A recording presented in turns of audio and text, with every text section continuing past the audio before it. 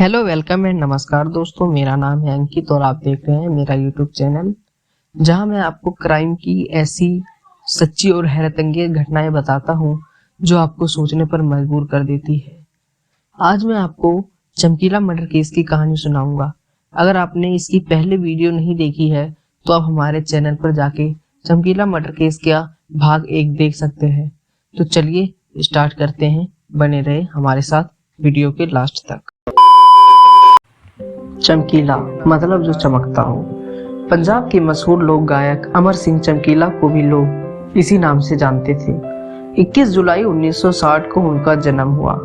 बचपन लुधियाना में पिंड डुंगरी में बीता और जवानी पूरा पंजाब में। सपना था इलेक्ट्रीशियन बनने का, लेकिन पैसों की तंगी के कारण कपड़े के मिल में काम करना पड़ा। पर किस्मत को तो कुछ और ही मंजूर था, शायद जिसकी उम्मीद खुद चमकीले को भी ना रही हुई। म्यूजिक का शौक बचपन से था। शौक के चलते हारमोनियम और ढोलकी भी सीख ली। कपड़े के मिल में काम करते करते गाने भी लिखने लगे। ये वो दौर था जब सुरेंद्र सिंधा और कुलदीप मानक जैसे सिंगर पंजाबियों के फेवरेट थे और गुरदास मान उसी ट्रैक पर चलने की तैयारी में थे। सुरेंद्र सिंधा का कहना है कि चमकीला ने उन्हें ही सबसे पहले अप्रोच किया था। तब चमकीला की उम्र 18 वर्ष थी। उन्होंने सिंधा के लिए गाने लिखने शुरू कर दिए, जिनका अच्छा खासा रिस्पांस भी मिला, मगर घर का खर्च निकालने में अभी भी दिक्कत आ रही थी। इसीलिए चमकीला ने सिंधा का दामन छोड़ खुद से गाने की सोची और कुछ ही टाइम बाद उन्हें साथ गाने का मौका भी मिला। अभी तक उनका सफर ऐसा था जैसा कि हर स्ट्रगलर का होता है, लेकिन एक बार चमकीला ने गाना क्या शुरू किया, उन्होंने पंजाबी गायकी में सभी को पछाड़ कर रख दिया। आखिर ऐसा क्या खास था उस जवान लड़के में जिसने सुरेंद्र सिंधा, कुलदीप मानक, गुरुमान जैसे स्टार हिट सिंगर को बैकफुट पर लाकर खड़ा कर दिया। दरअसल लिरिक्स के साथ चमकीले की स्टेज परफॉर्मेंस भी काफी अलग थी। उनके लिरिक्स में उस दौर के पंजाब की सच्चाई थी। चमकीला हर बात अपने गाने के जरिए जाहिर कर देता था। गाते गाते बीच में कमेंट्री करने लगता, एक्स्ट्रा मैरिटल अफेयर्स या फिर गाली गलौज। चमकीला हर बात लोगों के सामने ज्यों की त्यों रख देता था। एक लाइन में कहे तो वो पंजाबियों को आईना दिखाता था, उनके समाज का, उनके लाइफ स्टाइल का, जाति के रुआब का। तो फिर ऐसा क्या हुआ कि चमकीला को अपनी जान से हाथ धोना पड़ा? बताऊंगा मैं हूं आपके साथ अंकित और आप सुन रहे हैं मर्डर मिस्ट्री बाय अंकित। के लिरिक्स में जैसा कि आप अक्सर फिल्मों में सुनते हैं, तेरे माँ दी, तेरे बहन दी जैसे शब्द चमकीला के गाने में काफी ज्यादा इस्तेमाल होता था। पर वो साथ में कटाक्ष करते हुए कहता था, बुरा मत मानना, पर घर में भी तो सब ऐसे ही बोलते हैं। ये सब कहना तब ज्यादा महत्व रखता था जब आप लाइव गा रहे हो। चमकीला के ज्यादातर गाने लाइव स्टेज परफॉर्मेंस के ही हैं। 5 से 6 फीट की स्टेज सस्ती थी। चमकीला गाते और सामने वाले लोग नाचते तो कभी हो हल्ला मचाते।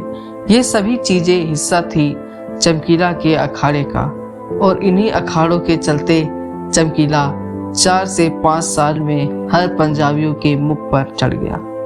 आपको अंदाजा होने लगा होगा, ऐसे सिंगर आज के जमाने में भी मौजूद हैं जिन्होंने शुरुआत तो गाली गलौज वाले गाने से किया, लेकिन आज तमाम ऐसो आराम है और समाज में, फिल्म इंडस्ट्री में दिखावे के लिए ही सही इज्जत भी है, और उनके पुराने गानों का कोई जिक्र भी नहीं करता।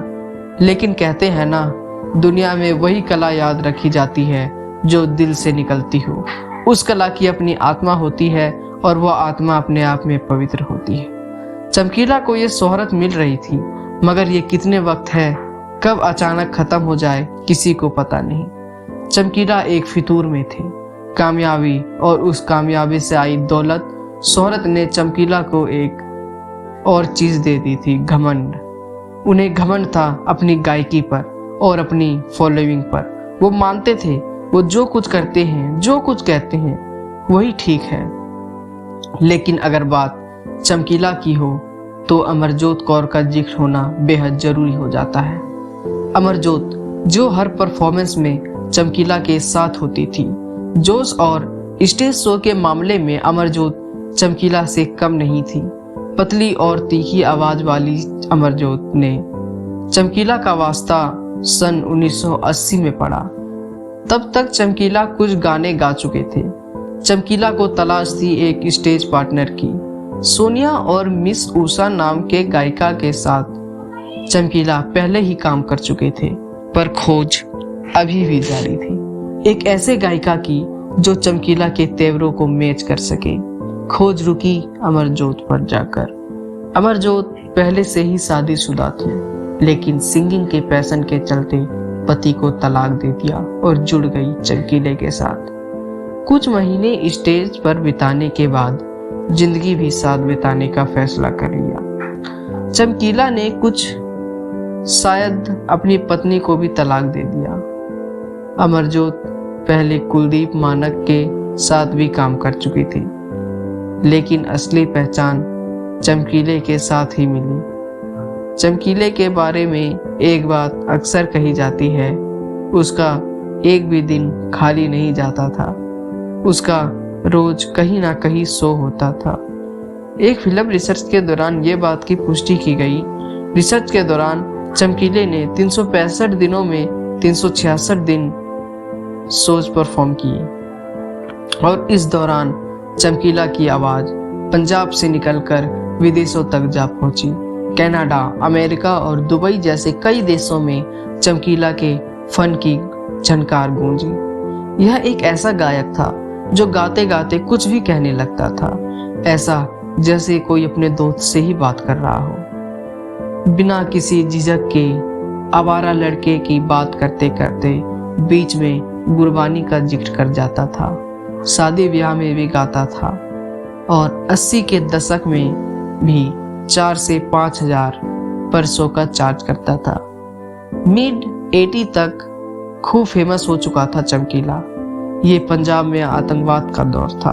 चारों तरफ तनाव का माहौल था। ऑपरेशन ब्लू स्टार के बाद हर तरफ मायूसी पसरी हुई थी। आतंकवादियों और पुलिस के बीच एनकाउंटर जारी था। उन दिनों लोग घर से बाहर नहीं निकलते थे। अखबारों में रोज किसी न किसी के मौत की खबर होती थी। ऐसा समय में चमकीले के अखाड़े में 200 से 300 लोगों का इकट्ठा होना एक बड़ी कामयाबी थी। इसी से मालूम पड़ता है कि वो लोगों के कितने फेवरेट थे। एक और चीज थी जो चमकीला को उनके साथ के सिंगरों से काफी अलग बनाती है। उनको जातिवाद वाले पंजाब में दलित लोगों के दिलों में छाया करते थे। चमकीला एक पिछड़ी जाति से थे, लेकिन फिर भी लोगों ने उनको बहुत मान बख्शा, सम्मान किया, और इसी मान के चलते चमकीला अपने साथ से बहुत सारे सिंगरों से काफी आगे निकल गए।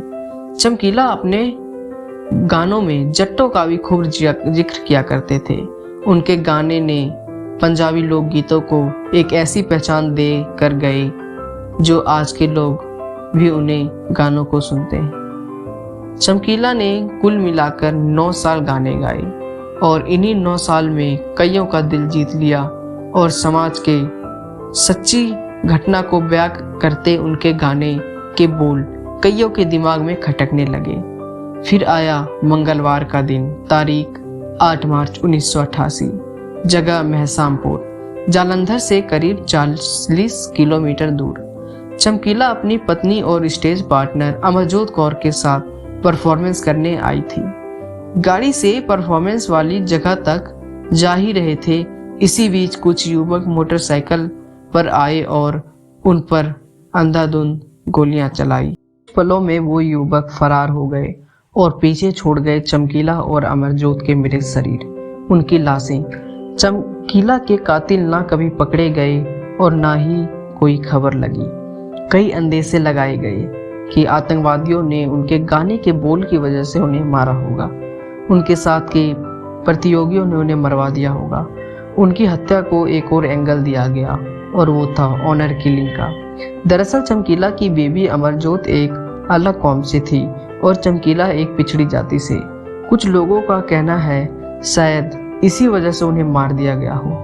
करियर के टॉप पर अमरजोत और चमकीला चले गए और पीछे छोड़ गए 200 गाने और कुछ बोल जिन्हें गाना बाकी रह गया। पंजाब में फैली आतंकवाद के गोलियों की गूंज में चमकीला मर्डर केस कहीं गुमनाम गहराइयों में दबकर गूंगा हो गया और आज तक उनके रूह को कभी इंसाफ नहीं मिला। मर्डर मिस्ट्री बाय अंकित यूट्यूब चैनल में हम आपके लिए ऐसे ही केस लाते रहेंगे जो अपने अंजाम तक पहुंच गए और वो भी जिनको इंसाफ मिलना भी बाकी है। चमकीला मर्डर केस कुछ अलग ही प्रकार का है। मिलूंगा आपसे एक नई वीडियो में। हमारे साथ जुड़े रहे, तब तक के लिए धन्यवाद।